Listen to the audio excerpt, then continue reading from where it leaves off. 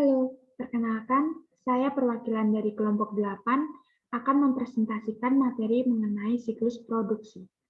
Sebelumnya, saya akan memperkenalkan anggota kelompok 8.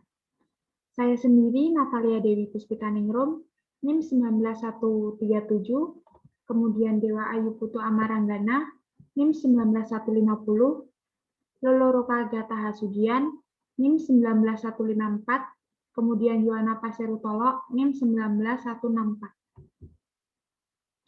Sebelumnya, saya akan menjelaskan apa itu siklus produksi.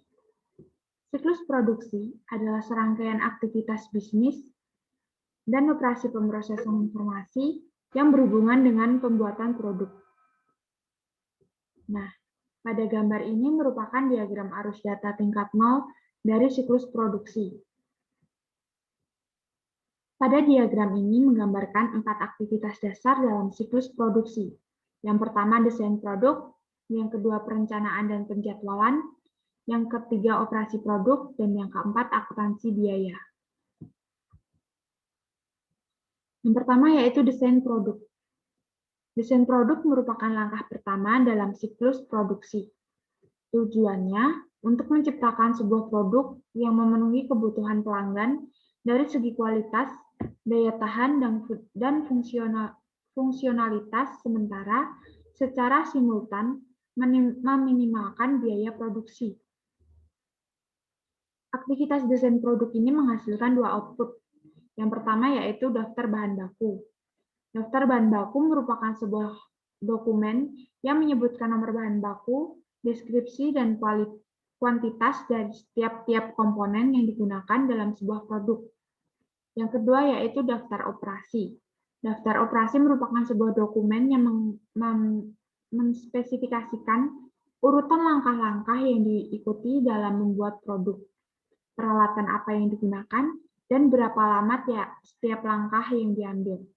Nah, ini merupakan contoh gambar contoh daftar bahan baku yang memuat nomor, namanya bahan baku itu sendiri, dan juga kuantiti atau jumlah bahan baku tersebut.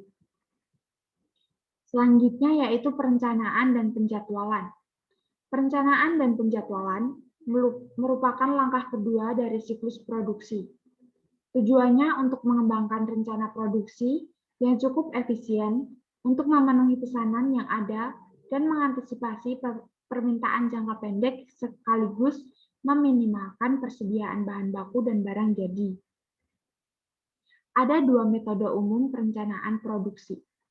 Yang pertama, Manufacturing Resource Planning atau MRP adalah perpanjangan dari perencanaan sumber bahan baku yang berupaya untuk menyeimbangkan kapasitas produksi yang ada dengan kebutuhan bahan baku untuk memenuhi permintaan penjualan yang diperkirakan.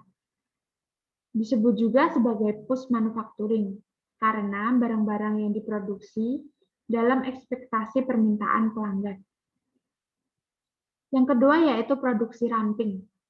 Produksi ramping merupakan perpanjangan prinsip-prinsip sistem persediaan just-in-time untuk seluruh proses produksi dan untuk meminimalkan atau mengeliminasi persediaan bahan baku, barang dalam proses, dan barang jadi. Produksi ramping sering disebut full manufacturing karena barang-barang yang diproduksi sebagai respon terhadap permintaan pelanggan. Master Production Schedule atau MPS yang menentukan seberapa banyak tiap-tiap produk untuk diproduksi dalam periode perencanaan dan ketika diproduksi dan ketika produksi tersebut harus terjadi. Nah, gambar ini merupakan contoh sampel jadwal induk produksi. Selanjutnya yaitu operasi produksi. Operasi produksi merupakan langkah ketiga dari siklus produksi. Menggunakan berbagai bentuk teknologi informasi dalam proses produksi, seperti robot dan mesin yang dikendalikan komputer, atau disebut sebagai Computer Integrated Manufacturing atau CIM. CIM adalah sebuah pendekatan manufaktur dengan banyak proses manufaktur dijalankan dan diawasi dengan peralatan terkomputerisasi, sebagian melalui menggunakan robot dan pengumpulan data real-time dari aktivitas manufaktur. Gambar ini merupakan ilustrasi bagaimana sistem ERP mengintegrasikan informasi siklus produksi dengan data dari siklus lainnya. Yang terakhir yaitu akuntansi biaya. Akuntansi biaya ini merupakan langkah terakhir dari siklus produksi. Terdapat 3 tujuan utama. Yang pertama itu menyediakan informasi untuk perencanaan. Yang kedua menyediakan data biaya yang akurat mengenai produk untuk digunakan dalam penetapan harga dan keputusan bauran produk.